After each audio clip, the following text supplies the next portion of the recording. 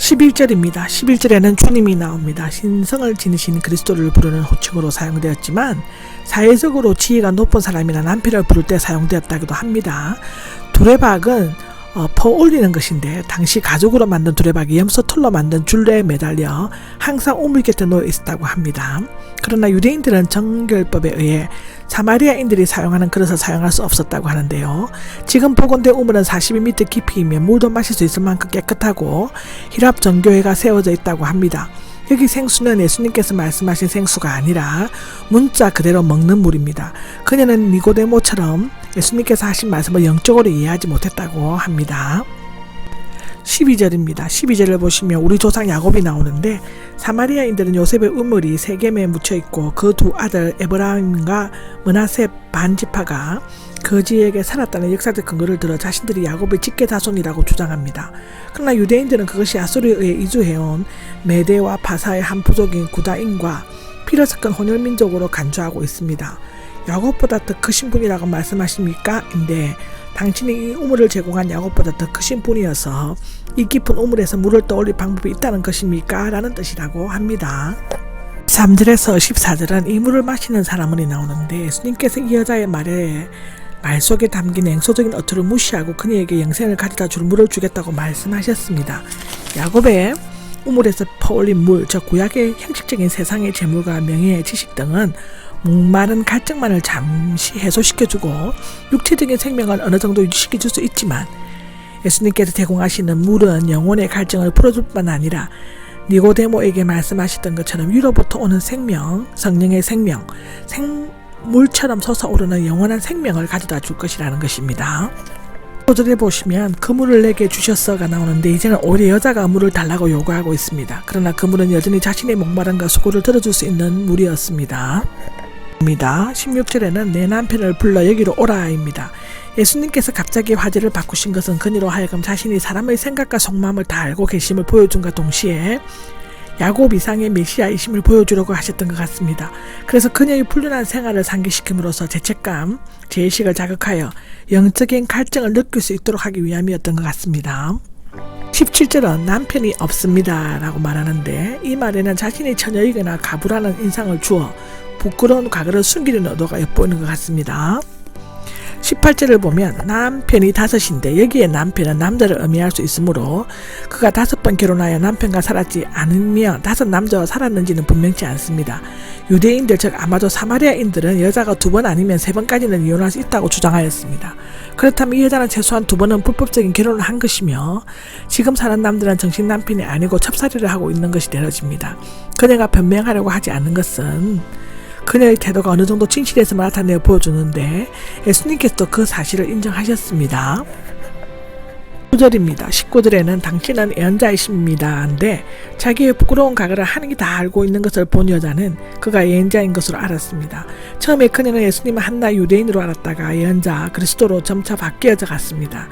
또 예수님께서 단계적으로 물, 생수, 샘물로 말씀하셨죠. 20절에는 이 산에서 예배를 드렸지만이 나오는데 이제는 여자가 말머리를 돌려 예수님의 추궁을 피하기 위해서 했는지 아니면 예배 장소에 대해서 알고 싶었는지는 알 수 없습니다. 당시 유대인과 사마리아인의 사이의 종교적 쟁론의 중심 문제였던 예배 장소가 간에 말했습니다. 이 산은 축복의 산인 그리심 산이며 저주의 산 에벨산과 마주하고 있는데 이것은 신명기 27장 12절에 나옵니다. 야곱의 우물은 그리심산 기슭에 위치하고 있습니다. 바벨론 1차 포로 귀환 후 수룹바벨이 성전을 재건하려고 할 때 사마리아인들이 참여를 요구했으나 거절당하자 아브라함과 야곱이 단을 쌓은 곳으로 추정되는 그림산 산에 자기들의 성전을 세웠습니다. 그 이후 200년 동안 예루살렘 성전과 심한 갈등을 겪다가 힐카누스에 의해 파괴되었죠. 그것이 BC 129년입니다. 그들은 모세의 오경만을 믿고 예언서를 배격했는데 사마리아 오경에는 아브라함이 이삭을 바친 것이나 멜기세덱을 만난 일이 그리심 산에서 행해진 것으로 되어 있습니다. 그러나 유대인들은 처음부터 예루살렘에서 예배를 드려야 한다고 주장하였습니다. 이것은 신명기 12장 5절, 16장 2절에 기록되어져 있습니다. 21절입니다. 나를 믿으라가 나옵니다. 내 말을 믿으라가 아니라 나를 믿으라는 것은 그가 단순히 예언자가 아니라 신적 근위를 가진 믿음의 대상 곧 하나님의 아들 메시아이심을 암시하죠. 이 산도 아니고 예루살렘도 아닌 사마리아와 에베와 예루살렘 에베가 다 부적절하고 형식적으로 빠져 있다는 것입니다. 구원은 유대인들로부터 나오며 메시아도 유대인에서 태어날 것이라고 누가복음 1장, 사도행전 13장, 로마서 1장에 기록되어져 있죠. 사실상 유대교는 세상에 대한 하나님의 구원을 계시하고 메시아의 오심을 전하는 매개 역할을 하였습니다. 그러나 메시아가 오시면 알지 못하는 것을 예비하는 사마리아인의 신앙이나 알고 있는 것을 예비하는 유대교 모두 끝장이 날 것입니다.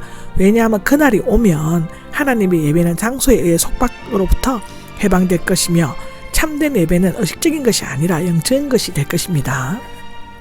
13절입니다. 영과 진리로 하나님께 예배를 드릴 때가 나오는데 지금까지 사람들은 정해진 시간에 정해진 장소에 정해진 예식 절차에 따라 정해진 제사장의 인도하에 습관적으로 규칙적으로 예배를 드렸지만 이제는 영으로 곧 인간의 가장 높고 깊은 고귀한 그리고 하나님과 교제하는 성령과 교제하는 영으로 하나님의 본질적인 영에 적합하게 또는 성령으로 그리고 진실로 곧 하나님께 대한 분명하고 확실한 지식을 가지고 그리스도 안에서 계시된 하나님의 진리를 따라 예배를 드려야 합니다. 하나님께서는 그렇게 예배하는 자를 찾으십니다. 지금 2020년도 12월 달인데요. 지금 코로나 바이러스로 자택에 있게 되는 그런 상황에서 우리가 교회를 못 가는데요. 아마 이 말씀이 우리에게 큰 위로가 되는 것 같습니다. 영적으로 예배를 드리면 장소가 중요하지 않는 것 같습니다. 아멘.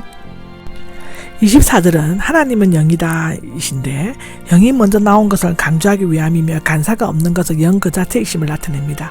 요한일서 1장 5절 4장 8절을 보시면 됩니다. 하나님은 지으심 받은 인간처럼 유일한 분이 아니시며 스스로 존재하시는 영으로서 형체가 없으신 완전한 인격적 실존이십니다. 그러므로 영과 진리로 예배드려야만 한다고 기록하고 있습니다. 드립니다. 나는 알고 있습니다가 나오는데 사마리아 여자는 사마리아인의 경전인 모세 오경 외에 내용과 메시아에 대한 약속까지 잘 알고 있었다고 합니다.